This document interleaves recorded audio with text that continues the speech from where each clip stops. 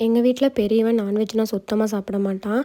நான்வெஜ்ஜில் குழம்பு, முட்டை அது மட்டும் தான் சாப்பிடுவான். ஒரு டைம் வெளியில் போயிருந்தப்போ பாப்கார்ன் சிக்கன் வாங்கி கொடுத்துருந்தோம். அவனுக்கு அது ரொம்பவே பிடிச்சிருந்துச்சு. சரி வீட்லேயே செஞ்சு பார்க்கலான்ட்டு அதை தான் செஞ்சுட்ருந்தேன்.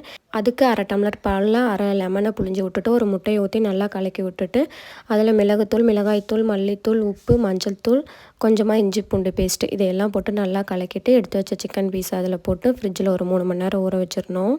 நான் அன்றைக்கி ஃப்ரிட்ஜில் ஊற வச்சுட்டு அன்றைக்கி வச்சதையே மறந்துட்டேன். அதனால் அடுத்த நாள் தான் செஞ்சிட்ருந்தேன். இவ்வளோ நாளாக வின்டருங்கிறனால ஸ்வீட்டு சாப்பிடவே பயமாக இருந்துச்சு. இப்போ சம்மர் வந்தனால ஏதாவது ஒரு ஸ்வீட்டு சாப்பிட்லான்ட்டே இருந்தது. சரி இந்த ஈஸியாக மைசூர் பாக்கு செஞ்சிடலான்ட்டு அதை தான் செஞ்சிட்ருந்தேன். மைசூர் பாக்கு செஞ்சு முடிச்சுட்டு பையன் ஸ்கூல்லேருந்து வரத்துக்குள்ளே பாப்கார்ன் சிக்கன் செஞ்சிடலான்ட்டு அதை ரெடி பண்ண ஆரம்பிச்சிட்டேன்.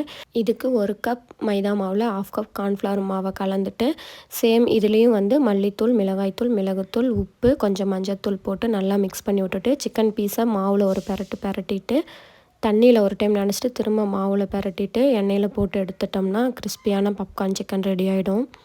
இதுக்கு மெயினாக போன்லெஸ் சிக்கனில் செஞ்சோம்னா ரொம்பவே நல்லாயிருக்கும். இதில் சாஸ் ஊற்றி சாப்பிட்டாலும் சூப்பராக இருக்கும். ஏற்கனவே ஒரு டைம் செஞ்சு டேஸ்ட்டாக இருந்துச்சு. இதை செகண்ட் டைம் செஞ்சேன். நல்லா கிறிஸ்பியாக சூப்பராக இருந்துச்சு. பசங்களும் நல்லா சாப்பிட்டாங்க.